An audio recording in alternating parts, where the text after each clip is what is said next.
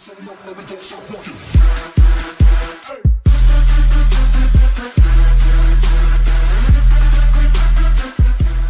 greatness that is the OnePlus 3, but this box contains more than just the OnePlus 3.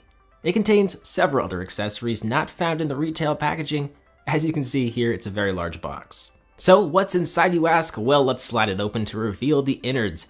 Let's start from left to right, just like a book. We'll see on the left we have a compartment that holds the Loop VR headset. OnePlus actually launched the OnePlus 3 in virtual reality, just like last year. Many of you might have watched that. This is a VR headset sold by OnePlus that features a lot of padding, nice big lenses, and of course, a slot to insert your OnePlus 3 or other smartphone of your choice. Next to that, we of course have the OnePlus 3 in all of its glory. If we slide off the top of the box, we'll see that the OnePlus 3 is sitting right on top. And my golly, it looks beautiful. It's sitting in a cradle that also holds some get started information that, let's be honest, we don't really care too much about. Underneath, we'll find there's a US wall wart here with dash charging support. It can charge the OnePlus 3's 3000 mAh battery up to 60% in just 30 minutes. That's pretty incredible. We'll take a look at that in detail for sure, but there is also an included USB to USB-C cable here as well to charge the OnePlus 3, and that's about it. We'll see that OnePlus included a bunch of swappable backplates to completely change the look and feel of the device. If you don't like the look or feel of the metal unibody construction, well, you can add bamboo, carbon, a black apricot, rosewood, or even a sandstone protective case, which OnePlus sells, I think, for about $25. The last item in the box is an included dash charge card charger with an additional USB-C charging cable. It's built with aluminum. It feels really sturdy and premium. It's nice of them to include this. But let's talk about the star of the show, the reason you are all here, the OnePlus 3. We can take it out of the cradle and remove all the plastic and the unnecessary stickers. It's pretty incredible to think this phone costs about half as much as the competition, half as much as the HTC 10 or Galaxy S7. It doesn't feel like it has any compromises here, certainly not in the build department. It's crafted with an anodized aluminum unibody and it measures in at just 7.35 millimeters thick, so it's a razor sharp device. The camera does protrude a little bit, so it makes you wonder why they didn't just fill out the body with battery to make the camera sit flush with the body, but it is what it is, I guess. So there's a volume rocker on the left-hand side, underneath a physical notifications switch that toggles between silencing your notifications or showing all of your notifications or showing only priority notifications. The power sleep on-off button is on the right-hand side underneath the SIM card slot.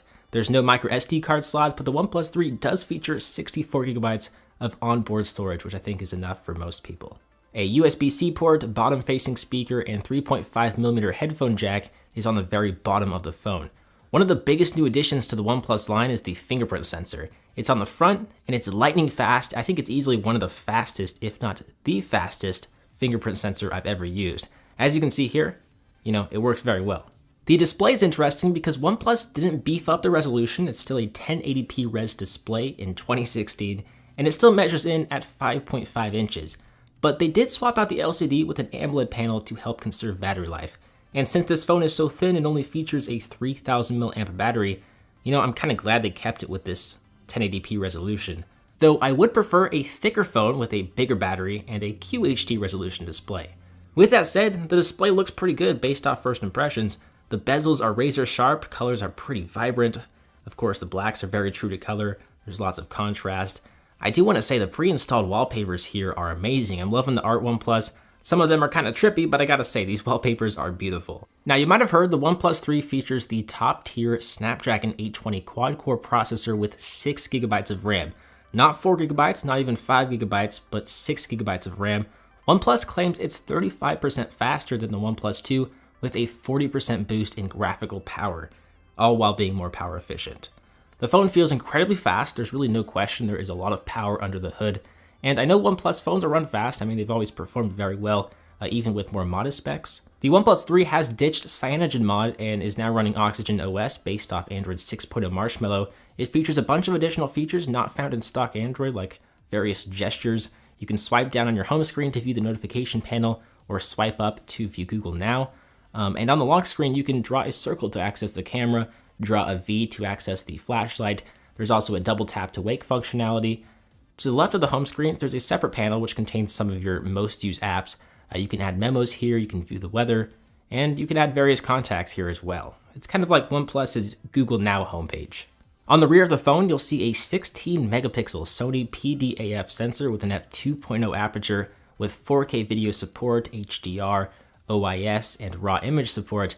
There are even manual controls in the settings.